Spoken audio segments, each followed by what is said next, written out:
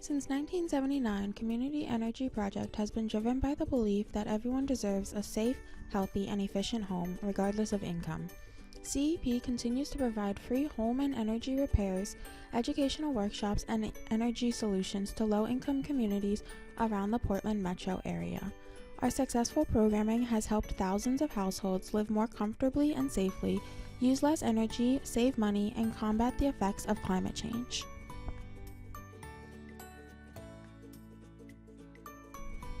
Hi everybody, and welcome to Community Energy Project, do-it-yourself, lead-safe home projects. In this video, we are going to be highlighting what personal protection equipment you will need to get the job done.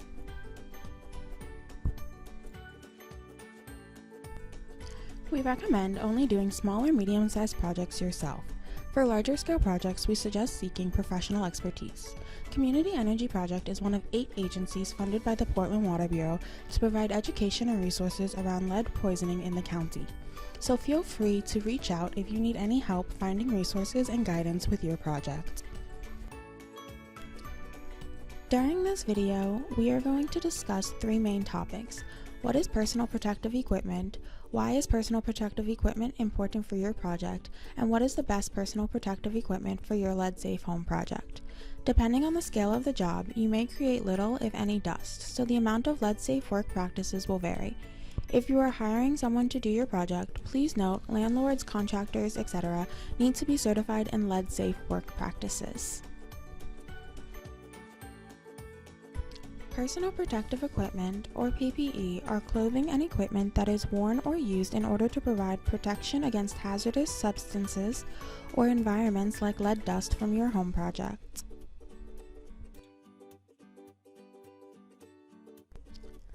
Personal protective equipment, or PPE, is not anything homemade or loose-fitting items, like masks or gloves. The use of PPE when doing a lead-safe project isn't up for debate, as there are significant health effects of lead poisoning.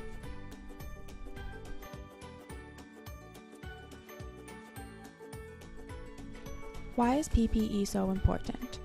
There are only 2 ways inorganic lead can enter our bodies: by breathing in dust or by ingesting small particles. Breathing in lead into our lungs is the most dangerous way for both children and adults to be exposed to lead, because almost 100% will be absorbed into our bloodstream within 2 to 3 days. This is the most common way adults are exposed to lead. For children, they primarily ingest lead through hand-to-mouth contact while young, when the dirt and dust mixed with their saliva and is swallowed. Children, because their bodies are still growing and developing, can absorb up to 50% of the lead that is ingested, while adults is only about 10%.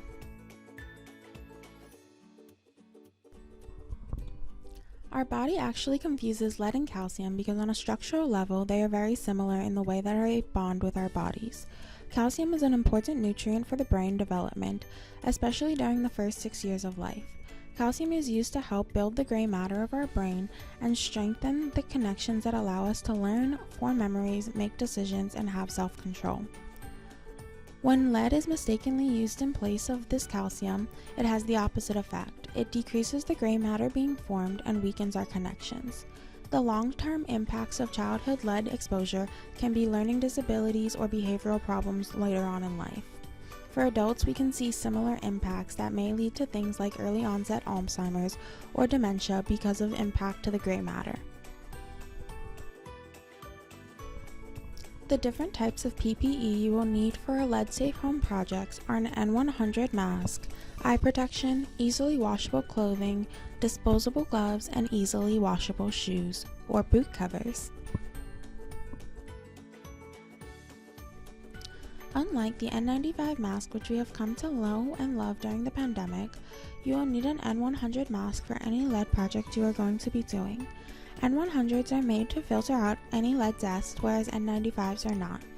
It is important that you are not breathing in lead dust as you are doing your project. There are 2 options for masks: a disposable one-time use mask, which you can find at any hardware store for around $15, and a reusable one, which are a bit more expensive, around $30, but can be used over and over. Either work well, and you have to assess your project needs to decide which is the best option for you and your project. Using eye protection like goggles can help prevent lead dust from entering the eye. Lead dust in the eye may cause slight irritation as a foreign object. Tearing, blinking, and mild temporary pain may occur as particles are rinsed from the eye by tears. When working on a project where there is lead dust, either wear easily washable clothes or coveralls to protect yourself from inhaling or transporting lead dust out of the work area. Be sure to wash any of the clothes separately with warm water and detergent. If working on a project in which you know there will be a large amount of dust, it is better to wear disposable gloves and boot covers so that when the job is finished, it can be easily removed and disposed of, not allowing for lead dust to be carried outside of the work area.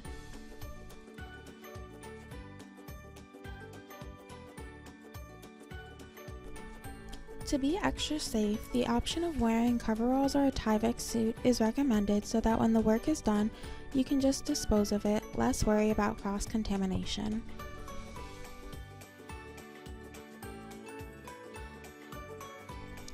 If you need any more help on your lead-safe home project, check out our other videos on proper containment techniques, lead-safe tools and work practices, and post-project cleaning methods.